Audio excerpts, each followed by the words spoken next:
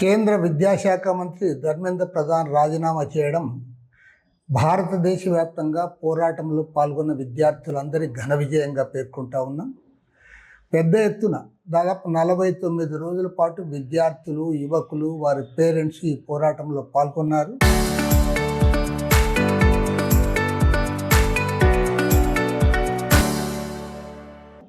ఢిల్లీలో జంతర్ మంతర్లోనే కాకుండా దేశవ్యాప్తంగా అన్ని రాష్ట్రాల్లో కూడా లక్షలాది మంది విద్యార్థులు రోడ్డెక్కిన ఫలితంగానే ఇవాళ కేంద్ర విద్యాశాఖ మంత్రి ధర్మేంద్ర ప్రధాన్ రాజీనామా చేయడం జరిగింది. అయితే ఆయన స్థానంలో ప్రహ్లాద్ జోషి గారు మరో బీజేపీ నాయకుని తీసుకొని పెడతా ఉన్నారు. సరైనది కాదు.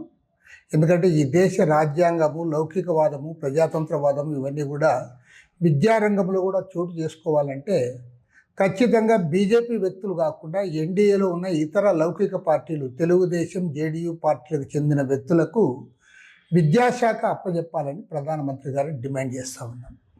అదేవిధంగా ఇవాళ ఇంత పెద్ద ఎపిసోడ్ కారణమైనటువంటి నేషనల్ టెస్టింగ్ ఏజెన్సీ ఎన్టీఏని రద్దు చేయాలని డిమాండ్ చేస్తూ ఉన్నాను.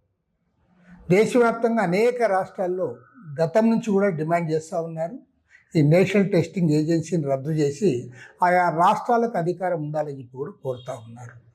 దీనితో పాటు 2020లో ప్రవేశపెట్టినటువంటి ఒక రకంగా చెప్పాలంటే విద్యార్థి వ్యతిరేక కమ్యూనల్ నేషనల్ ఎడ్యుకేషన్ పాలసీని ఉపసంహరించుకోవాలని చెప్పి కూడా డిమాండ్ చేస్తూ ఉన్నాం.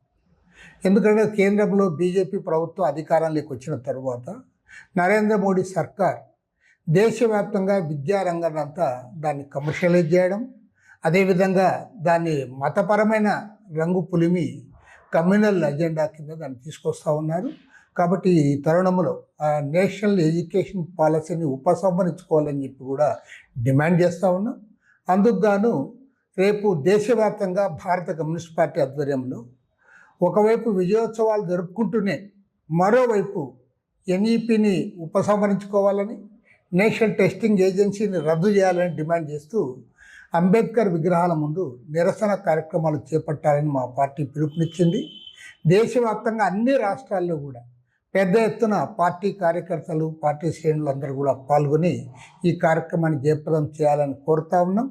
ఏది ఏమైనా సరే ఇవాళ ఒక కమ్యూనల్ అజెండాతో ఈ పార్లమెంట్ సమావేశాల్లో కూడా అనేక బిల్లులు తేవడానికి ప్రయత్నం చేస్తూ ఉన్నారు. అప్రజాస్వామికంగా బిల్లులను పాస్ చేయడానికి కూడా ప్రయత్నం చేస్తూ ఉన్నారు. పార్టీలను చీల్చి, పార్టీ ఫిరాయింపులు ప్రోత్సహించి తమకు అనుకూలంగా మెజార్టీ తెచ్చుకోవడానికి కూడా ఈ ప్రభుత్వం పనిచేస్తూ ఉంది. దీనికి వ్యతిరేకంగా ప్రతిపక్షాలని అప్రమత్తంగా ఉండి రాబోయే రోజుల్లో కూడా పోరాటాన్ని కొనసాగించాలని, ఇవాళ నిన్న 49 రోజులుగా జరిగిన ఈ సుదీర్ఘ పోరాటాన్ని ఒక ఆదర్శంగా తీసుకొని దేశవ్యాప్త పోరాటాలకు కూడా పార్టీ శ్రేణులు సమాయత్తం కావాలని సిపిఐ తరఫున విజ్ఞప్తి చేస్తాం.